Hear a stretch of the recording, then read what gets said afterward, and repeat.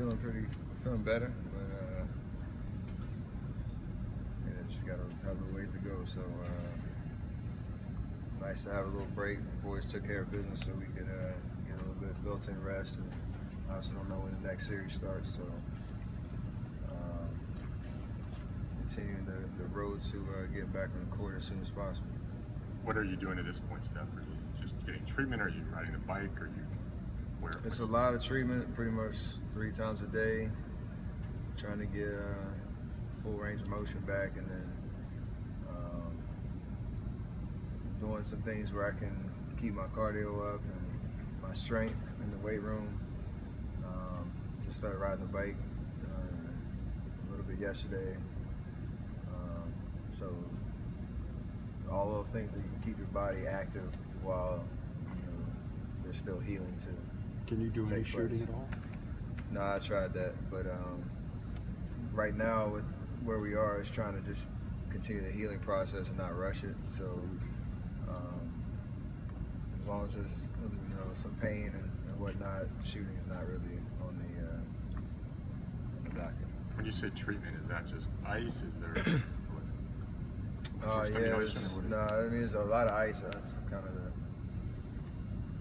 most consistent thing, and then there's manual therapy that you can do to keep not only the ligament but muscles and bones and tendons and everything around the ligament, keep them as loose and active as possible, and then let the ligament heal. I think everybody was shocked at the end Clark on the floor. I mean, was that a spontaneous thing that happened, or? Yeah, I mean, that was a kind of electric kind of moment, and that's why I was out there, because I couldn't move around good enough to get up and down off the bench or whatnot. That was taking it a little too far, but we were having fun, and I was reminded quickly after I picked him up that was not a good idea. Steve asked that you don't try to pick up spades.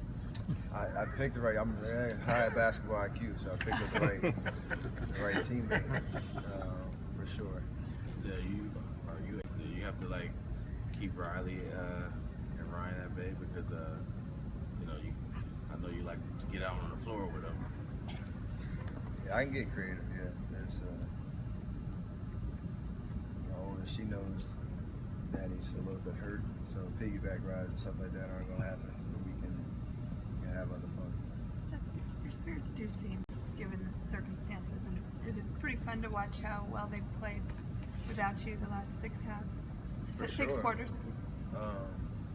I had utmost faith and confidence in the 1,400 guys on this team to go out and show who they are and what they're capable of, and they've obviously done that. I only played 38 minutes in the first round, and we finished it in 5. So they're a very capable group.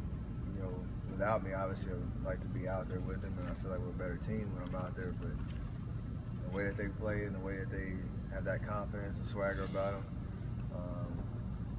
it's fun to watch. So we're gonna need that.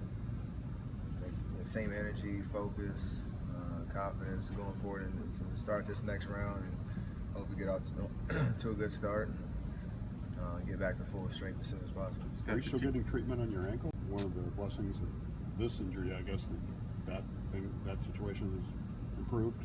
Yeah, it's still, I didn't have any setbacks from the fall. Like, my ankle came out all right. It was only my knee, so I'm getting, I'll call it full body treatments as I go through this process. Obviously, there's a focus on the ligament, and that's what's keeping me off the floor right now. But we have to maintain the whole body, as and my ankle is obviously something that I'll continue to get treatment on, whether I hurt my knee or not. Steph, the team obviously said you will be reevaluated in 2 weeks, which would be me. Is that your target, or do you have a more optimistic view? Or I always have an optimistic view, no matter what it is. So I hope to get back sooner. Having talked to the doctors and athletic training staff and all the experts, that 2-week timeline was, as Bob said, an educated guess on cases that are other situations that guys that hurt same thing I did, and the kind of recovery time they had.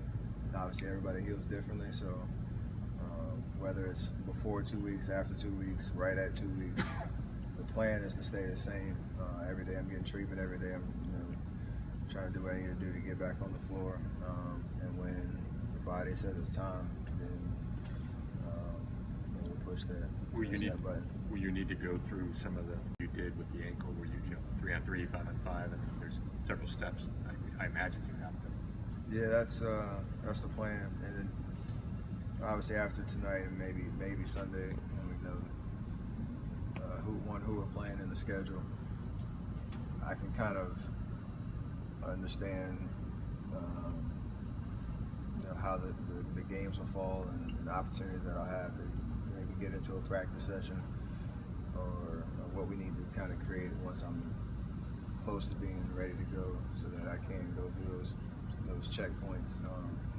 It's playoff basketball, so in this extended period of time, it's very hard to just jump back out there, no matter how healthy you are. You got the cardio, the timing, the rhythm, and all that stuff. So the way we handled my ankle was the right call. Obviously an unfortunate slip, but we'll approach my knee the same way. Would you be trying to work onto the court like you did with the ankle, or since this is a knee, you might just take a different approach? I can't really say. I've gotten some good advice and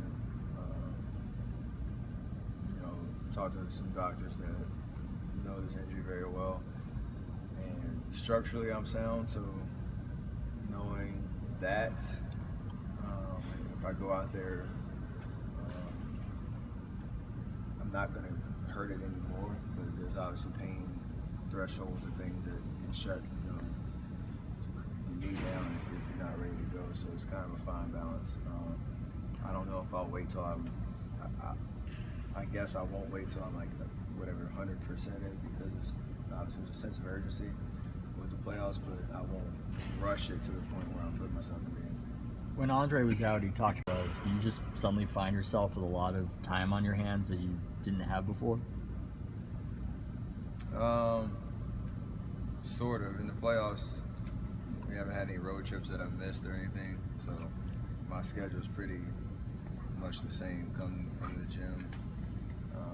I've been here probably 4 or 5 hours every day trying to get that treatment I need to get back and make use of the time.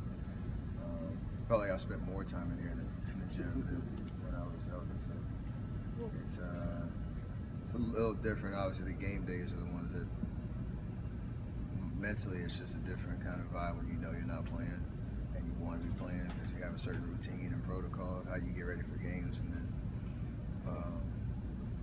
that kind of changes. So that's the only thing that's different. Steph, Ian handling things pretty well. What's your assessment of what you've seen from him? He's a guy that's always been ready. I think that's why we have him on our team this year. He's a talented guy that can come in and execute the game plan, can score from shooting threes, getting in the lane, shooting his runner, can run the offense at the point guard position, plays good defense. So he's not afraid of any moment either, which is what you love to see. Game 3 when we're down, whatever, he was a huge catalyst for that comeback and almost got that game winner. So he's ready for the moment. Every time I've been hurt, and I kind of just look at him, he kind of gives me that nod, like, yeah, I know, it's my turnaround. I got you, that kind of vibe. So that's not just for show, either he actually believes and goes out and he's been playing well. Steph, have you ever, when you get hurt and you say what exactly happened during the time? Yeah, I've seen him.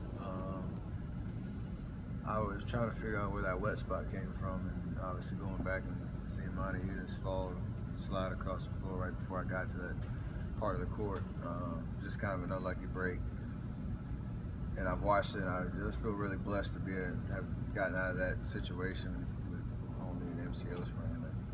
That could have been 10 times worse. So that's the biggest takeaway I got from watching the tape is some angels protecting me and keeping me light on my feet, so I didn't put all that jerk and pressure on my knee and something catastrophic happened. So that's why I've been real optimistic and just kind of joyful about the situation, knowing that I'll be back on the floor and join my teammates soon. Steph, you said you've dealt with this. Have you talked to any other athletes? Any other athletes reached out who had similar injuries, and any suggestions or guidance? Not really. I looked at there's some write up of everybody in the league this year that had the same injury I did and how long they were out. I saw that, and it was anywhere from like 6 days to 3 weeks, somewhere in there. So that was the only real kind of information I got from other players. But just having a team of doctors that we've got on the line, and not only on our staff, but doctors that I know, we're doing the right things to get me back on the floor. So I'm pretty confident in our plan. Are you close to shooting? Tested out by shooting again, do you think, Steph? Close, but I don't know if that means if it'll take another day or another 3 or 4 days. I couldn't do it right now. Last one for Steph, related that maybe your ankle brace had something to do with the way your knee buckled. Do you see anything there? Is there any concern about maybe because of the ankle brace, the knee that has different support to it and maybe led to this? Nah, just simply a wet spot that put me in a very vulnerable position. My ankle braces have kept me on the floor for the majority of the games the last 4 years. So I've done things to strengthen my body and hips and the whole chain down to my ankles that have kept me right.